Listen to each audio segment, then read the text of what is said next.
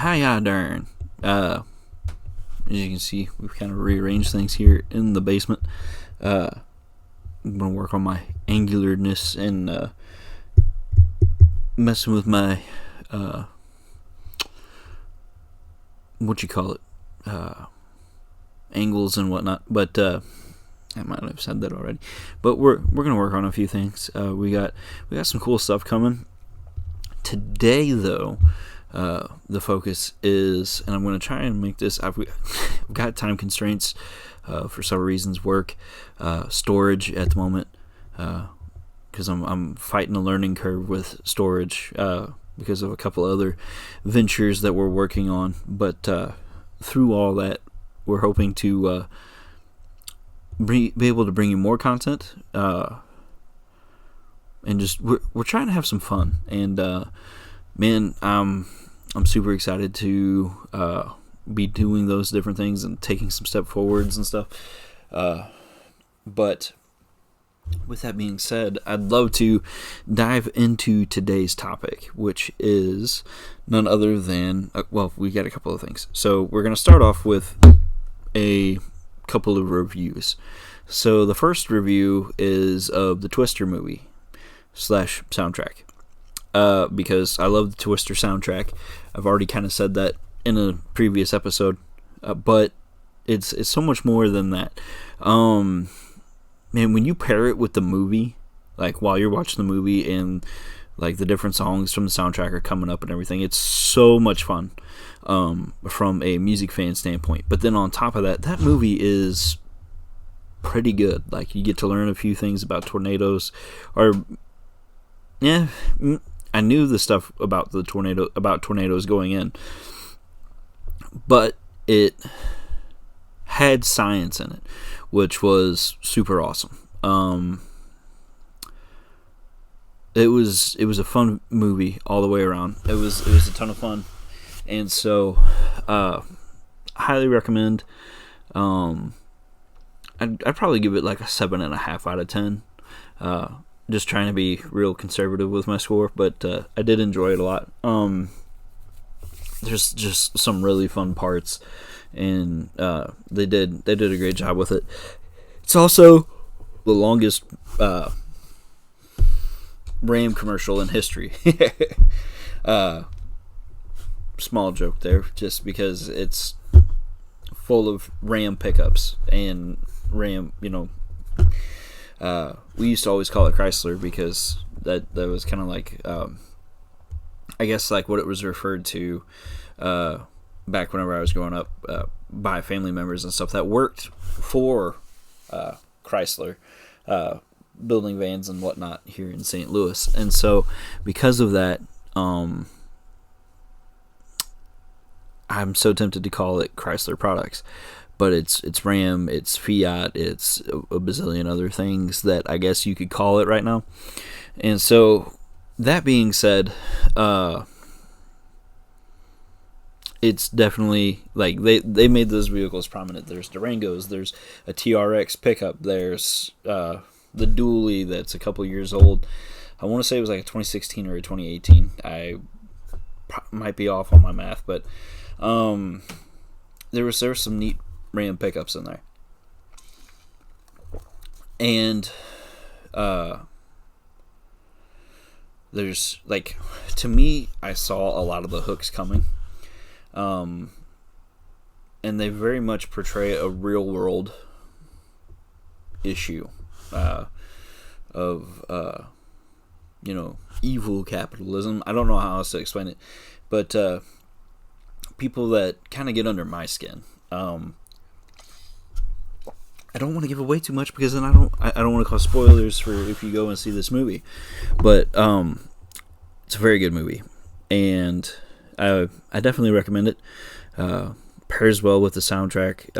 There's actually a really cool part where one of the people from the YouTubing group, the Tornado Wranglers, that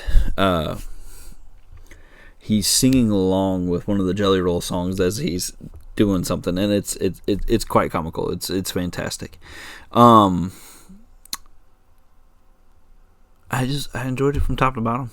It was entertaining. It was what a movie's supposed to be. All right, so I had to break the recording there, and now I forgot what I was doing. But anyways, next thing is Dolly Parton's Songteller. I think I got the title right. That book, listen to it on audiobook. Fantastic. Lots of stories about different things that are obviously big in her life. With it all based around song telling. Man, really good book.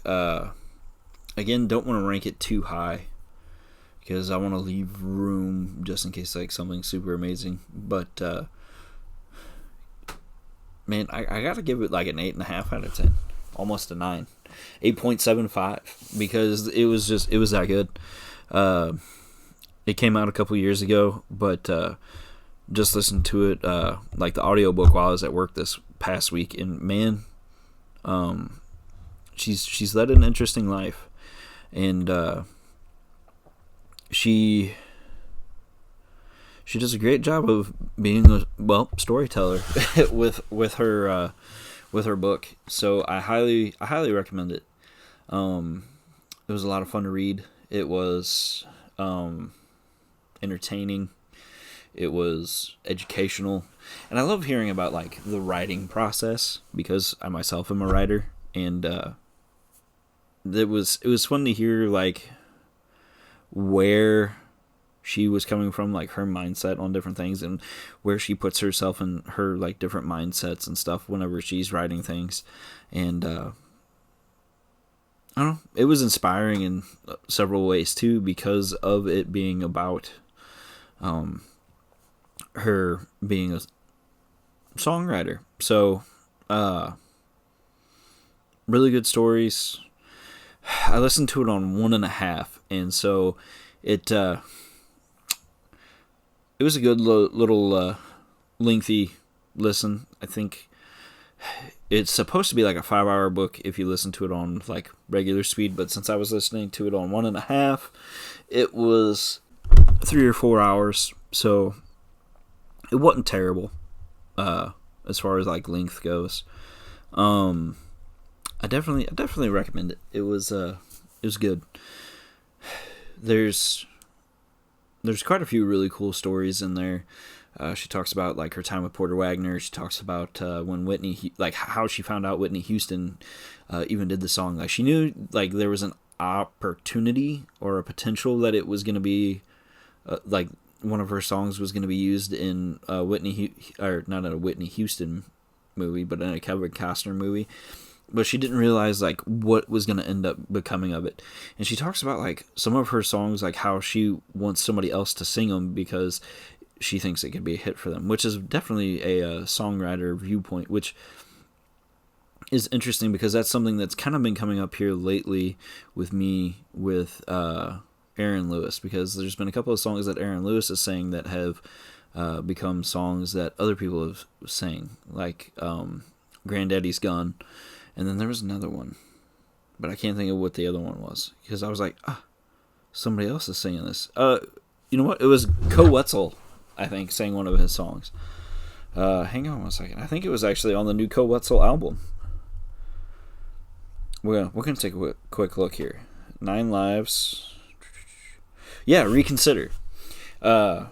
Which Reconsider is an amazing song by Aaron Lewis, and if you have not heard the version by Co Wetzel, I definitely recommend listening to it because it's good too. I like Co stuff. I'm picky about which Co Wetzel songs I listen to, but guy's a pretty good artist. That being said, speaking of artists, let's dive into our main topic today, which is Mastodon's Leviathan, which is they're doing the 30th anniversary tour with Lamb of God, and the like cinematography, whatever you want to call it, like the video that has come from like the concerts and stuff. It looks absolutely amazing. The stage looks cool. The crowds into the concert itself, like it's awesome. And I wish they were coming closer to where I could actually go see one of the events, but they're not, so it is what it is. So both albums were released in 2024. We've already talked Ashes of the Wake. Now we're talking Leviathan, which Leviathan is really cool because it's actually a themed album, which I really like themed albums. There's so many different themed albums out there, and even like bands that solely focus on themes. But this one being focused on Moby Dick, the popular. Oh man, I can't think of who wrote it now. Herman Melville. There we go. I knew it was in the article that I was looking at, but it's based off of the Moby Dick book that was released in 1851. And so the first thing that comes to my mind, because I've read the book and stuff and I'm somewhat familiar with it, is the first line in the book, which is "Call me Ishmael." And so I just started thinking about all the different things that kind of go along with this book, like Queequeg, the friend that is Native American that Ishmael makes, and man, it gets interesting. And honestly, you know what? I say Native American, but he may have been Samoan, because like the facial art and different things, and I can't remember like full ethnicity, so I apologize about that. But so there were 3 singles that came from this album. We have Iron Tusk, Naked Burn, and Blood and Thunder. Also there was Sea Beast, was a one of them as well. So 3 magazines awarded the album Album of the Year.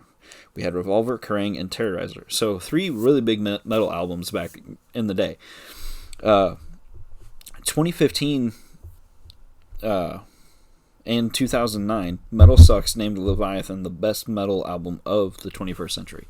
So twice they named it the best metal album of the century.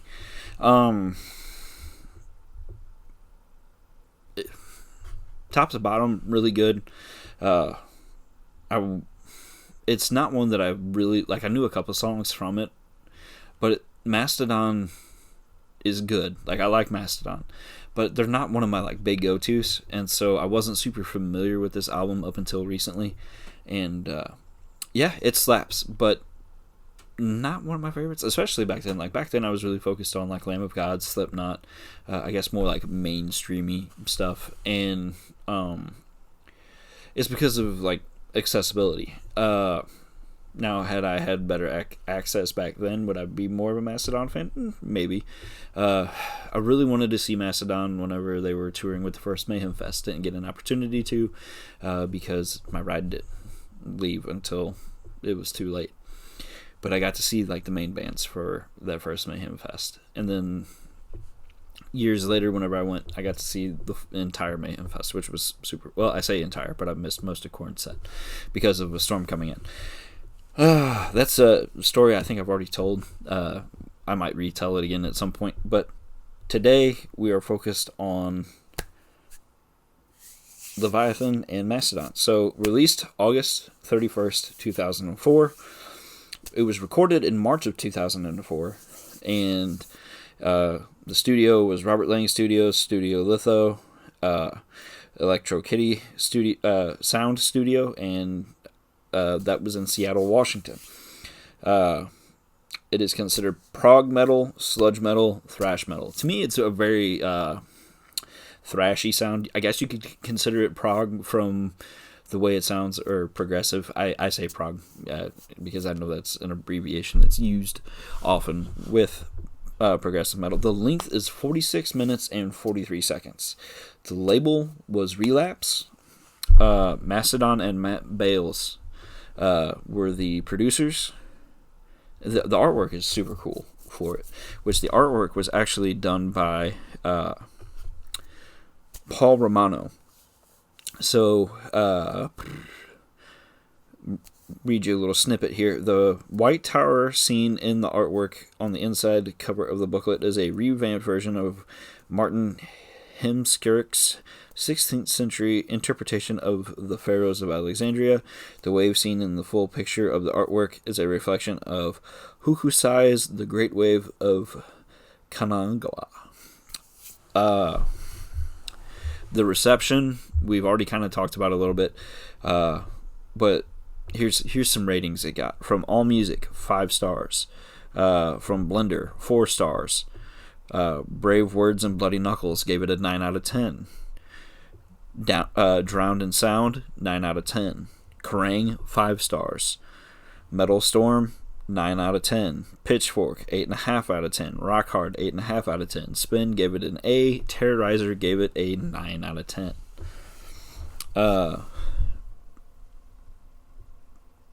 Those are really good scores. Very hard to get. So Mastodon became a pretty big name because of this, especially in the metal world. In 2017, Rolling Stone ranked Leviathan 46th on their list of the 100 greatest metal albums of all time. Dude, okay. We're gonna have to address Rolling Stone at some point, in a in-depth thing, because I think that could be a lot of fun. But I kind of dispute some of their claims to what they think is good and what's not. This is a really good album. I want to see what the other 45 albums were that they put in front of it in 2017. Obviously, that list would change some nowadays, but yeah, that's I have a hard time with that. German magazine Rock Hard ranked Leviathan 9th on the list of the 15 most important progressive metal albums. I guess that happened in 2017 as well. Pop culture. Blood and Thunder was featured on the soundtrack for Alone in the Dark, The Cave, Metal Lords, Need for Speed Most Wanted. Okay, so I heard it from Need for Speed Most Wanted then. Let's see. Rocksmith 2014, Saints Row, Splatterhouse, Guitar Hero, Metallica. So I've heard Blood and Thunder several places, and I didn't realize I had heard it in that many places. Megalodon was featured as a downloadable content for Rock Band. Knew that, didn't realize it, all at the same time, I had forgotten it. So that's interesting. This one I did know. Iron Tusk was featured in the soundtrack for Tony Hawk's American Wasteland and NHL 2K9. I knew American Wasteland. I did not know the 2K9 part. What? I'm going to have to go back and listen to this. The song... Oh, you know what? I know exactly which part it is now. Never mind. Got it. The song Island was briefly featured in a scene in Monsters University. It's where the mom's in the car. I'll be listening to my tunes. So, that's entertaining. Charts-wise, UK albums, it ranked 110. UK or US Billboard 200, 139. US Heatseekers album number 5. US Independent albums ranked 13. Where's sales at? I want to see some sales. Where's the sales?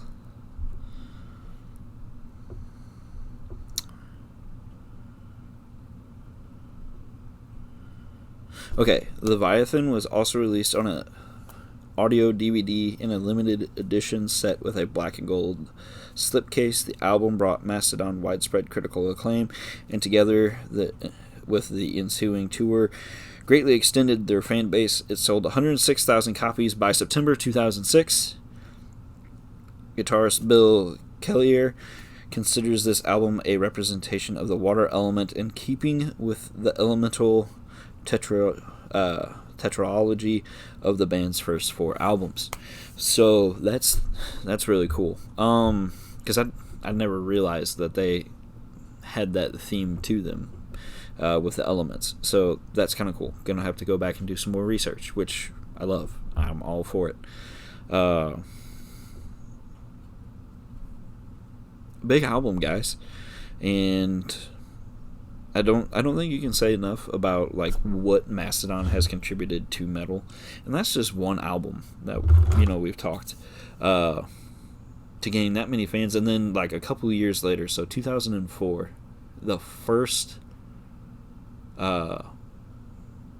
Mayhem Fest was like 4 years later, I want to say. Yeah, because 2008, then 2009, 10 was the second Mayhem Fest that I went to. I went to the first one and the third one. So, yeah. Within that 4 years, they gained a lot of popularity because they were like main stage for that first year at Mayhem Fest, if I remember correctly. And, they haven't slowed down. They are fantastic. One of the, very influential, like we just talked about with,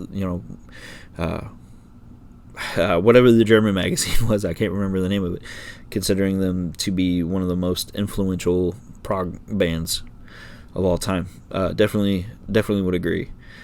Just because they have such an amazing sound.